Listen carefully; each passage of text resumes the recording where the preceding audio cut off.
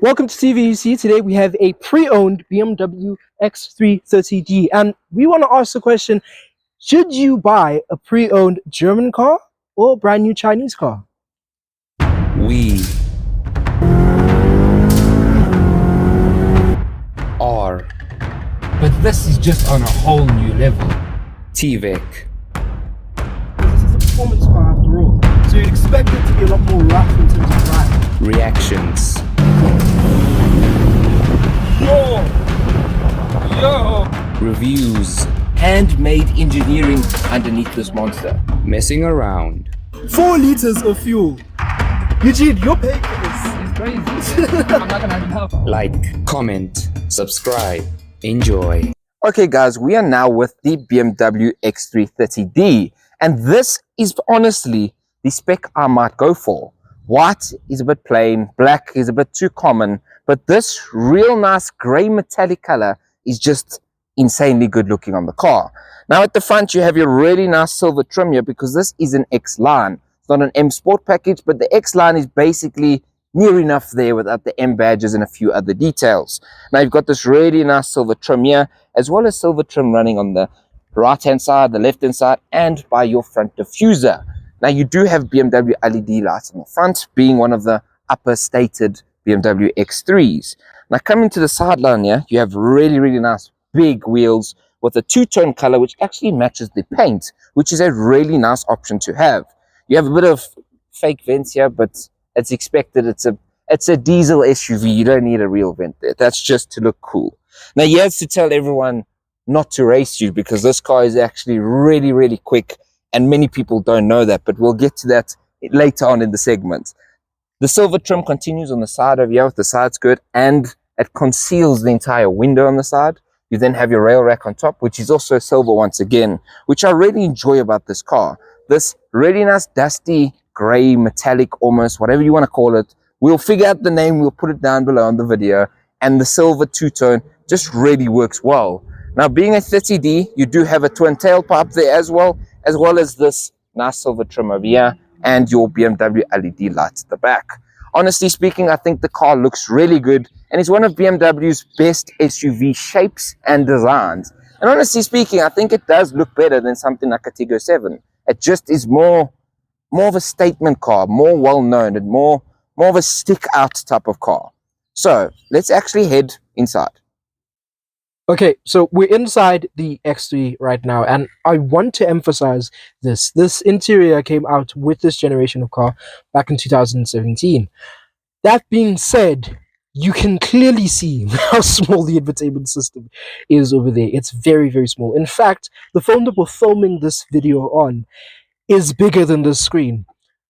Most phones, actually, if you have a phone even from after 2017, will be larger than the screen. I think only the first gen iPhone SE is smaller than the screen. And I mean, it's BMW iDrive, which means you control everything through this little knob over here that you turn around and everything, and you can get into the various different settings over here. And that would have been very good for 2009, but given when this car released, that isn't particularly very good. So that can be a bit of a hassle in terms of navigating. I mean, I would much rather prefer to be able to touch the screen, especially when it comes to the passenger. But that being said, my other little, not really complaint, but just thing to note, is the fact that you have a digital gauge cluster. Obviously the BMW ding, and, well, it looks quite nice. It actually looks like it'd be a normal gauge cluster when you turn it on, but obviously you have a screen behind here, and all this lights up when you turn the car on. You have more screens behind here. This will show your car, obviously. There it shows that the doors open, your range is down there, and your your speedo and your rev counter is over there with your fuel far on the side. We'll talk more about the interior when we are driving, but this is just to note how it looks like. I do obviously prefer having buttons, and this was before every single car brand decided to have screens everywhere. I'm looking at all of you, all the car brands. Please stop it. Go back to this rather.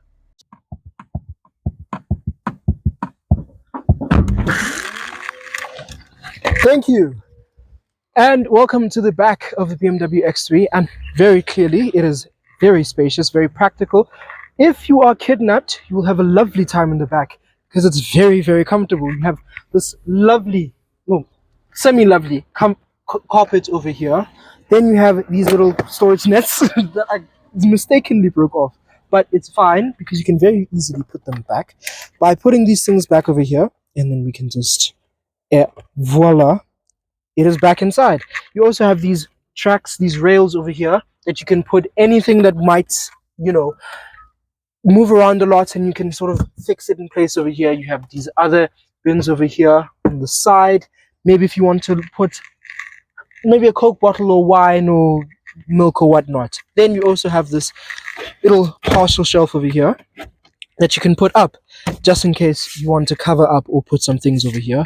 Obviously, underneath you get your toolkit, and your spare tire isn't here because it's underneath the car. This is a BMW after all, but it's quite spacious. I will put the volume down below, and Mateo is obviously indicating the button that you press, and that releases this toggle over here, which you then pull up, and then you pull this other toggle there, and your seats just come down. And obviously you can remove this and you can be able to load through. That is the boot area. Now let's get on to the engine. We are now at the front end of the BMW X3 30D, and underneath the bonnet is all you'll ever need in a car. Underneath is a 3-litre straight-six twin-power turbo from BMW, which pushes out 195 kilowatts and 620 newton meters of torque.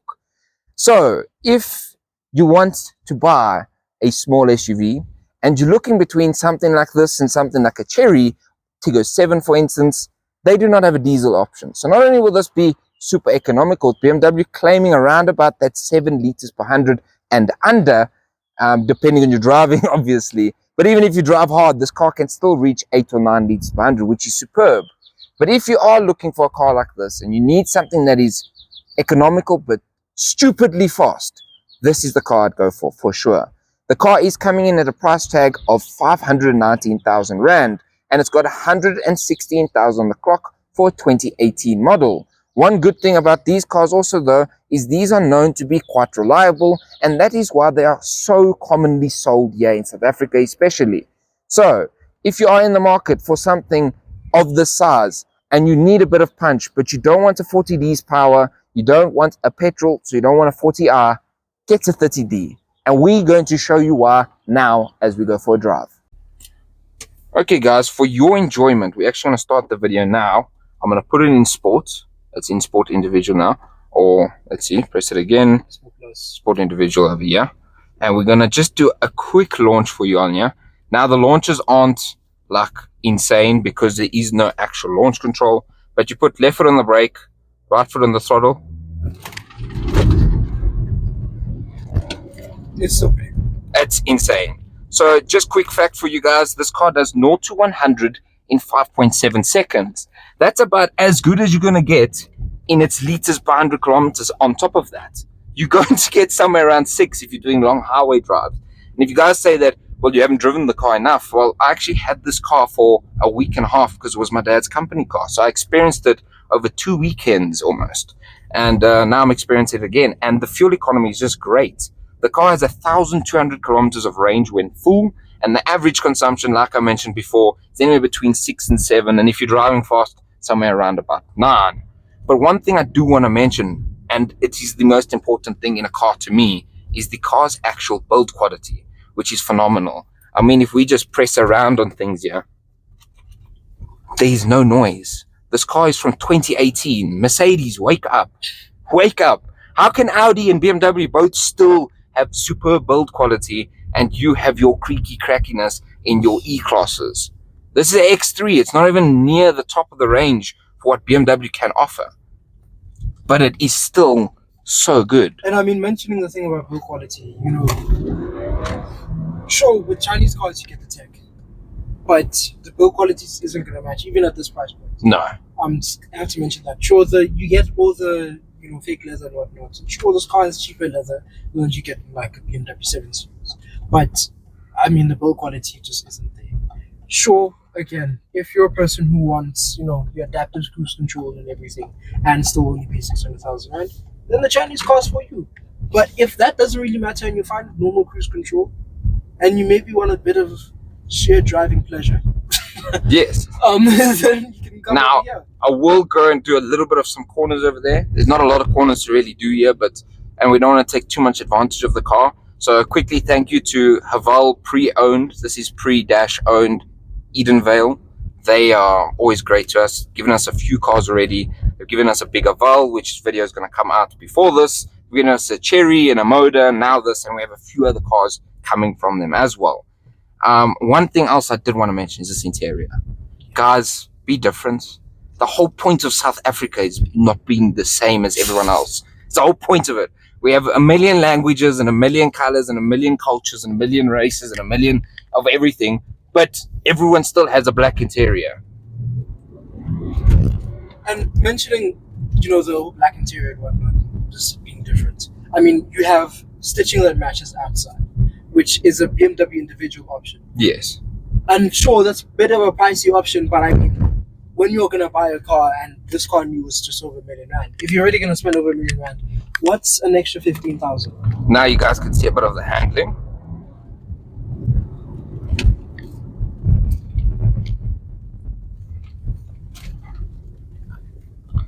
And that's what you're going to get with the BMW. It's balance and precision.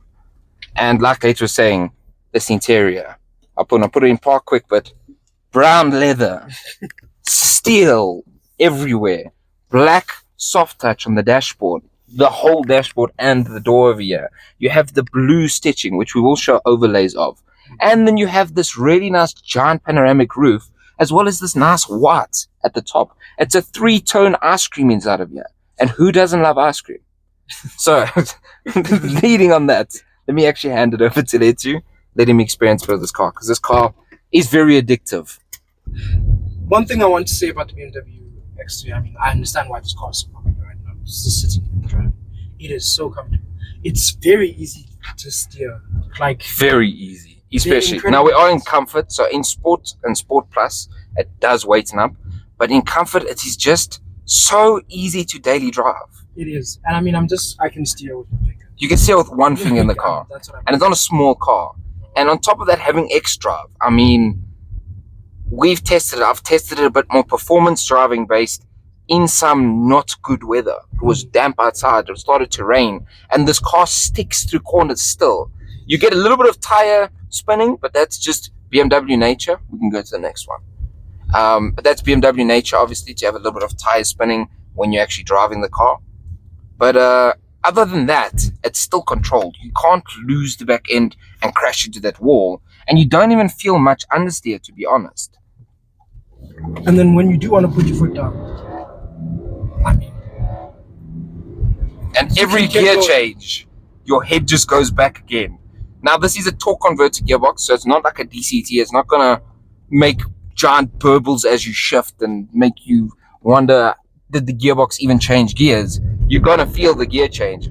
But I mean, the way it puts the power down and the way this car's torque feels is insane. Now, sure, a Tiggo 7's tech is better, but do you have character? And it just doesn't put power down. I mean, one thing that we kept saying, at some point we sound like a freaking broken record. Yes. We kept saying the same thing over and over and over Yes. again. But in a Chinese car, you just will not get the torque. And that's the problem with It's unfortunate. They, like we say, they don't use diesels. You can get torque in things like Havals with their hybrid motors. Then you can have really good torque. GWM has some of their big cars. Tank 500 has great torque. But low down, Tiggo 7 Pro, now we're not hitting the car. We still love that. As a brand new car, it's hard to beat it. It's a very good car, but It's if hard. you want performance... But you want performance, luxury, build quality, economicness. Those things, it hasn't even lost 10 kilometers of range. And we've driven it 3 times now because it didn't record the first time we drove. So it's so economical. And like I said, to just daily drive, you don't need more than this. It is so comfortable. And I mean, again, that's exactly why we understand why this car is. Yes. I think even amongst its competitors, it's very difficult for me to level something up against this. This is... The only other thing I think of is the XC60. It's XC60 because I would say, not even... a lot of people like to say that the Q5 is probably the best car in the segment, and I mean, definitely is. That is the gold standard when it comes to this, but this matches it. Oh no, definitely. Especially, like I say, you don't need a 40D, you don't need a 40R. The 30D is all anyone in the whole world will ever need. Just to put it in perspective, supercars make 600 Newton-meters of torque. This makes 620 with all-wheel drive. If that Ranger driver that is irritating you pulls up behind you and you're in this, you're going to smoke him so hard, he's going to forget he's driving a big bakkie. He's going to think he's driving a quid or something like that. Exactly. That's what this feels like. And it handles well. It's good in all weather. It's super practical. I mean, females give you thumbs up in these cars because the car is great. They know how great this car is. Yes. It is just the perfect daily, might I say. It really is. I mean, that's why this car is bought by everyone, from your estate moms to your businessmen to, you know, people who just won the lotto. Yes. You don't want to get up to government officials' sons. Exactly. To even people who want security cars and whatnot. They'll buy maybe a 40 version of this. Or they'll have this car if they need to, you know, have this security person drive around with them over long distances. And I mean, that's really one of the lovely things about this car, is the fact that it appeals to a lot of people. Yeah. We do review a lot of cars that do appeal to a lot of people, but I think this, in terms of the premium space, especially in South Africa, this is a BMW. I have to say that.